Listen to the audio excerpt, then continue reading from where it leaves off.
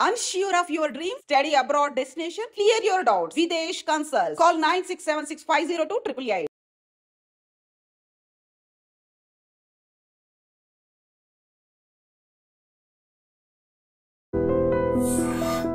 Sir Karimnagar తర్వాత ఎక్కడికి వచ్చారు? దాని తర్వాత నేను ఇంటెలిజెన్స్కి వచ్చాను. ఓకే. హైదరాబాద్కి ఇంటెలిజెన్స్కి వచ్చాను. దాని తర్వాత వచ్చి ఇక్కడ ఒక 5.5 years ఇంటెలిజెన్స్, మెయిన్ ఇంటెలిజెన్స్లో ఇదే వెస్ట్ జోన్ అంటే టోటల్గా జూబ్లీస్, బంజారీస్, పంజాగుట్ట, ఎస్ఆర్ నగర్, గోషామాల్, ఆసిఫ్ నగర్ ఇదంతా వస్తుంది వెస్ట్ జోన్ అంటే. అంటే కరీంనగర్ తర్వాత ఎక్కువ కాలం వెంచర్లో పనిచేశారు మీరు? ఎగ్జాక్ట్లీ 5.5 years చేశాను. దాని తర్వాత ప్రమోషన్ వచ్చిన తర్వాత ఏసీపీగా ఫస్ట్ లా అండ్ ఆర్డర్ జూబ్లీలు చేశాను.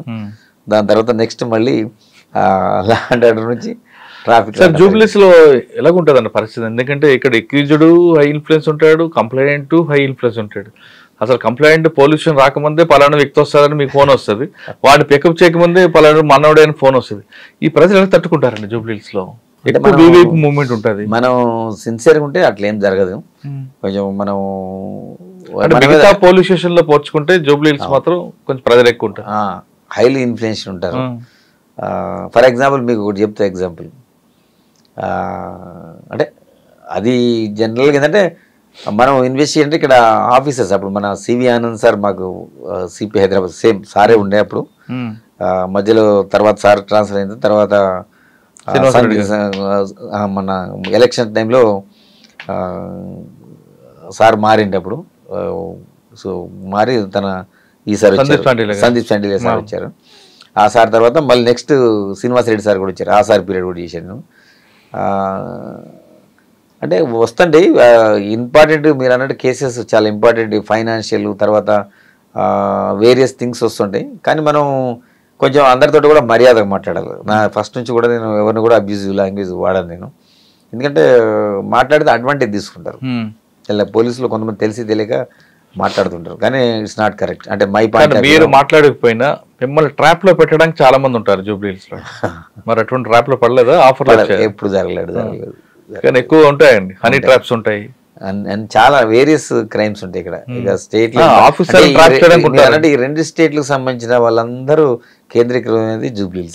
ఫిలిం నగర్, జూబ్లీస్ అంటే 2 PSలు వస్తుంటాయి.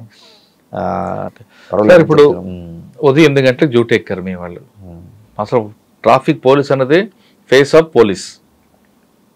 ఫస్ట్ మనం అక్కడ నుంచి స్టార్ట్ అవుతుంది. మిగతా లా అండ్ ఆర్డర్ అనేది సెకండరీ ఉంటారు. Face of police and traffic. అటువంటి ట్రాఫిక్ వాళ్ళకి మీ మెన్ గురించి పొద్దున్న డ్యూటీకి మధ్యాహ్నం 8 hours దాటిన తర్వాత 8 hours దిగిపోవడానికి ఉంటుంది. వాళ్ళు ఒక్కొక్కసారి 12 గంటలు చేస్తారు, 14 గంటలకు చేసే రోజులు కనిపిస్తాయి. వాళ్ళకి ఫస్ట్ వచ్చినప్పుడు ఉన్నంత బలం క్రమేపీ తగ్గుతుంది. ఏ మనిషికైనా తగ్గుతుంది, అందులో వాళ్ళకి ఇంకా ఎక్కువ తగ్గుతుంది. రకరకాల హారన్లు, రకరకాల వ్యక్తులు, రకరకాల మనుషులు, ఆర్గ్యుమెంట్స్.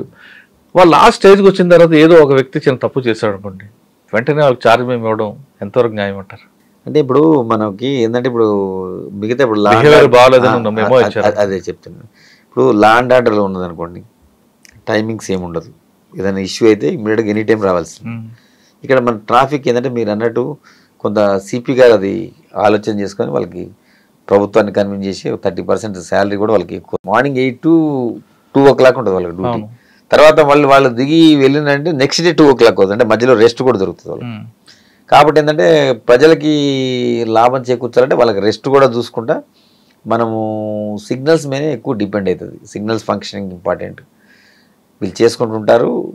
ఒకవేళ వీళ్ళున్నాక మనం దానికి తగ్గట్టు మనం అంబరిలాస్, ఈసీపీ గారు ఆలోచన అంబరిలాస్ కూడా కొన్ని ఎరెక్ట్ చేయడం జరిగింది. ఏదైనా కావాలని కూడా దాంట్లో కూర్చొని కరెక్ట్ సార్. మీరు ఎంత చేసినా మంచినీళ్ళు, వాటర్, సమ్మర్లో అయితే వాటర్ బాటిల్ ఇస్తారు, గ్లూకోన్ బాటిల్ ఇస్తారు, బటర్ మిల్క్ కూడా ఇస్తారు, అన్నీ ఇస్తారు.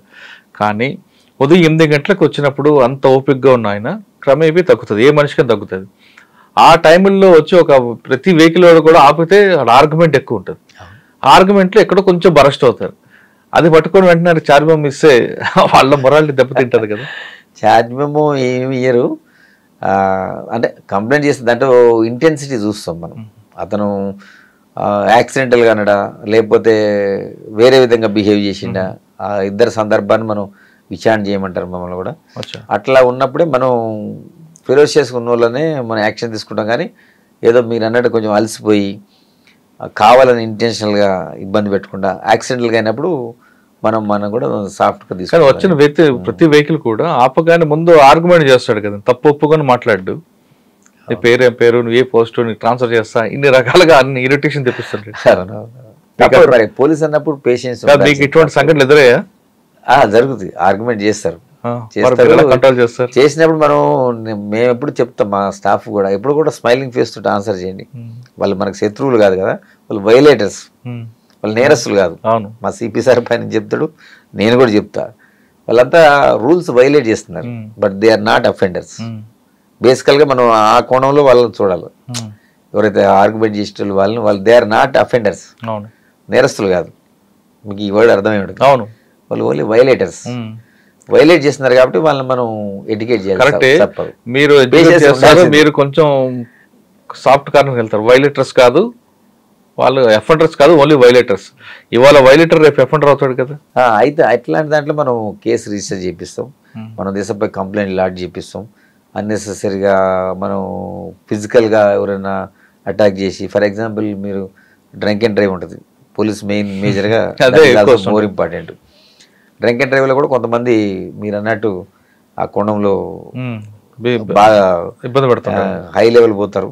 పోయినప్పుడు అందుకనే మాకు అందరు కూడా కెమెరాస్ ఉంటాయి, బాడీ ఓన్ కెమెరాస్ ఉంటాయి, అందులో రికార్డ్ అవుతుంది ప్రతిదీ.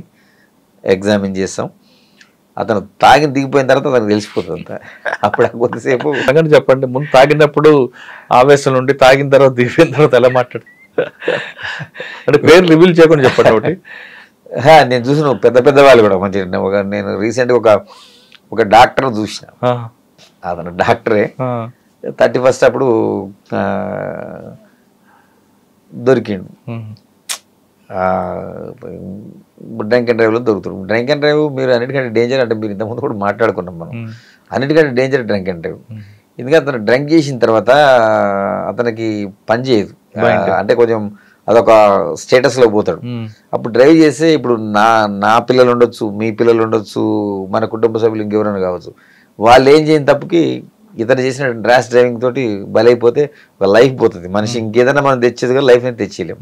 అందుకనే ప్రభుత్వాలు కూడా ఆలోచించి డ్రంక్ అండ్ డ్రైవ్ సీరియస్ స్ట్రిక్ట్గా ఇంప్లిమెంట్ చేస్తున్నారు. కాబట్టి నేను చెప్తున్నా, చదువుకున్న వాళ్ళు, ఎడ్యుకేటెడ్, అంతా నాలెడ్జ్ ఉన్న వాళ్ళు కూడా కొన్ని తప్పులు చేస్తుంటారు. అతను ఇట్లా చేస్తుంటారు కొంతమంది. ఏంటంటే అక్కడ దాకా డ్రైవింగ్ చేసుకుంటూ వస్తారు, వచ్చిన తర్వాత ఆ పోలీసు ఆడు చెక్ చేస్తుందంటే ఎమ్మటే వాళ్ళ వైఫ్ను కూర్చోబెడతారు, ఆమె దాగపోతే చేంజ్ చేస్తారు. మేమేం చేస్తామంటే జనరల్గా వీళ్ళు ఏమనుకుంటారంటే ఇక్కడే చెక్ చేస్తున్నారు అనుకుంటారు, కానీ మేము సీక్రెట్ వెనక కూడా పెడతాం. మేము కొంతమంది పబ్లిక్లో కొంతమంది అక్కడ కెమెరా ఇచ్చి పెడతాం. అట్లా వచ్చి మా 100 మీటర్లకు అవతల రెండు పెడతాం. అది తెలియదు. అది అంటే నేను ఇంతకుముందు నక్సలిజం కూడా ఎక్స్పీరియన్స్ చెప్తాను కదా. అట్లా వెహికల్ చెకింగ్ చేసినప్పుడు మేము ఆ దూరంగా కూడా పెడతాం, వెనకాల కట్ ఆఫ్ అంటారు దాన్ని, ఆ కట్ ఆఫ్లో కూడా పెడతాం. వీళ్ళకి అవేర్నెస్ ఉంటుంది కదా, వచ్చి టక ఆర్గ్యూ చేస్తారు. అప్పుడే నేను నడపలేదు బండి, మా వైఫ్ నడిపింది, అట్లా జరిగింది. నిజంగా నా వైఫ్నే పెట్టింది పాపం. అట్లా ఒకటి కాదు, చాలా చూసి నేను.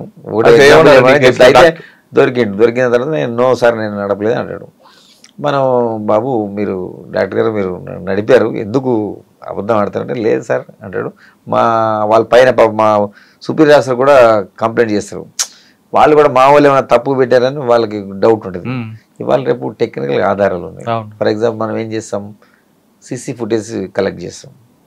ఇప్పుడు అతని జర్నీ ఎక్కడ స్టార్ట్ అవుతుంది, ఒక హోటల్ నుంచి స్టార్ట్ అవుతుంది. ఆ హోటల్ కూడా తెప్పించింది. ఆ హోటల్లో బండి స్టార్ట్ అయినప్పుడు ఎక్కుతాడు కదా వెహికల్, ఎక్కుతాడు.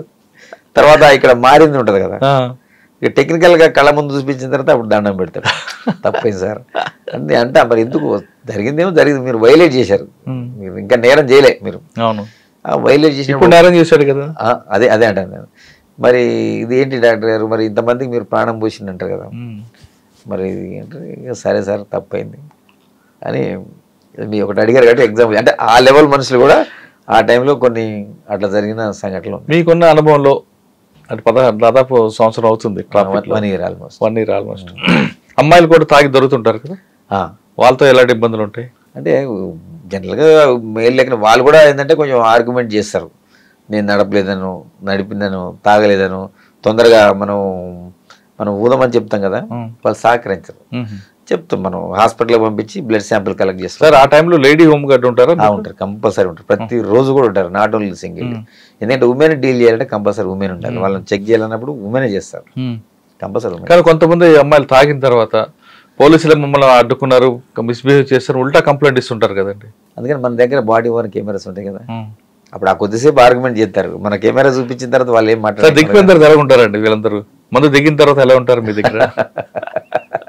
అప్పుడు బతిలాడుతుంటారు, మందులో ఉన్నప్పుడు కొంచెం పులి, తర్వాత పిల్ల. తప్పదు కదా, మన వైలేట్ చేశారు, వైలేషన్ చేశారు. సార్ సాధారణంగా మీరు దొరకకుండా తాగిన తర్వాత దొరకకుండా వెళ్ళాలంటే ఏం చేయాలి? అంటే ఎంత తాగమని అర్థం, దొరకకుండా కాదు. యాక్చువల్ బిఎస్సి ఉంటుంది మనకి, యాక్చువల్గా మనం 35 వచ్చిన దాకా కూడా మనం వాళ్ళని మనం ఏం బుక్ చేయం. 35 ఒక బీరు తాగితే 60 వస్తుంది కదా సార్. అంటే అది బాడీ టు బాడీ వేరియేషన్ వస్తుంది మీరు అన్నట్టు. అది మనం సైంటిఫిక్ గా ఫిక్స్ చేశారు హ్యూమన్ మనిషిని బట్టి, మనలో బాడీ హీట్ బట్టి కూడా ఎందుకంటే ఇప్పుడు దాని తర్వాతే వాడు బ్రెయిన్ కరెక్ట్ గా ఉండదు, అప్పుడు యాక్సిడెంట్ చేసే అవకాశం ఉంటుంది అని చెప్పేసి మనం అక్కడికి ఫిక్స్ చేశారు దాన్ని. 35 వచ్చినా కానీ మీకు ఏం పంపించేస్తారు. 36 వచ్చింది అనుకో తప్పదు, బుక్ చేస్తారు. కానీ కొంతమంది 70, 80, 90 వస్తుంటాయి. అంటే దాన్ని బట్టి ఉంటుంది. ఒక మనం మీరు అన్నట్టు అక్కడ కోర్టుకు పంపించిన తర్వాత మనకి 200 క్రాస్ అయింది అనుకోండి, 100 క్రాస్ అయింది అనుకోండి, అప్పుడు 2-3 రోజులు జైలు శిక్ష పెరుగుతుంది. అప్పుడు మనకి 100 లోపు అయితే వాళ్ళకి జస్ట్ మేజిస్ట్రేట్ కూడా ఫైన్ వేస్తారు. సార్ కొంతమంది ఆర్గ్యుమెంట్ ఏం చేస్తారంటే, నేను ఉదయం తాగాను, పోలీసులు రాత్రి చెక్ చేశారు, లేదు నిన్న తాగాను, ఇవాళ రాత్రి చెక్ చేశారు, నేను ఇవాళ అసలు తాగలేదంటారు. అంటే నిన్న తాగింది కూడా బాడీలో ఉంటుందా? ఉంటుంది, కొంతమందికి ఉంటుంది. కొంతమంది బీరు తాగేవండి, బీరులో వాటర్ కలుపుకొని తాగి ఆయనే పట్టుకున్నారంటారు. ఆయన మిషన్ ఇంపార్టెంట్ కదా, మన బ్రీత్ అనలైజర్ ఇంపార్టెంట్. ఇప్పుడు అతను చెప్పడం ఆర్గ్యుమెంట్ వేరు, మన బ్రీత్ అనలైజర్ లో వస్తే మనమేం కూడా ఏం చేయలేదు కదా, రికార్డెడ్ అది. ఒకసారి వేసిన తర్వాత మనకి ఆన్లైన్ వెళ్ళిపోతుంది. నేను తర్వాత కొంతమంది ఆర్గ్యుమెంట్ ఏం చేస్తారంటే, భార్య ఇంట్లో తాగితే భార్య కొడుతుంది, బయట తాగితే మీరు పట్టుకుంటారు, మరి ఎక్కడ తాగాలి అని క్వశ్చన్ వచ్చింది. అందుకని మనం చెప్తున్నాం కదా, ఇప్పుడు తాగమని ప్రభుత్వం అనుమతి ఇచ్చింది, కరెక్ట్, ప్రభుత్వానికి ఆధారం వస్తుంది అంటారు. అది నిజమే, ఇప్పుడు మీరు చెప్పింది వాస్తవమే. కానీ ఇప్పుడు ఏం చేయమని చెప్తున్నా, మనం నువ్వు ఉన్నప్పుడు డ్రైవర్ని ఎంగేజ్ చేసుకోవాలి. అంత డబ్బులు నా దగ్గర ఉంటే నేను ఎందుకు క్వార్టర్ తాగుతానంటాడు. అట్లాంటప్పుడు ఇంట్లోనే తాగాలి, ఇంట్లో తాగితే పెళ్ళం కొడుతుంది కదా. కరెక్ట్ గా అట్లా నేరం చేస్తే వేరే వాళ్ళు బలైపోతారు కదా, ప్రాణం పోతుంది కదా. మీరు అన్నది నిజమే, అది వాళ్ళు జనరల్ గా సరదా ఆర్గ్యుమెంట్ చేయడానికి పనికి వస్తుంది. అంటే సరదాని కాదండి, కొంతమంది ఆ రోజు మందు వేస్తేనే బాడీ పనిచేస్తుంది. అంటే రోజు కష్టపడి ఉంటాడు, అలసిపోయి ఉంటారు, తాగితే నిద్ర వస్తుందని కొంతమందికి దానికి అడిక్ట్ అయి ఉంటారు. అటువంటి వాళ్ళకి ఇది తప్పదు, వాళ్ళు ఇంటికి పోయి లేదు నడుచుకుంటూ పోవాలి కాదు, నడుచుకుని వెళ్తే మరి స్టెప్స్ మరి వేరే మార్గం లేదు కదా, వాళ్ళు నడుచుకుంటూ పోతేనే సేఫ్ సైడ్ మనకి.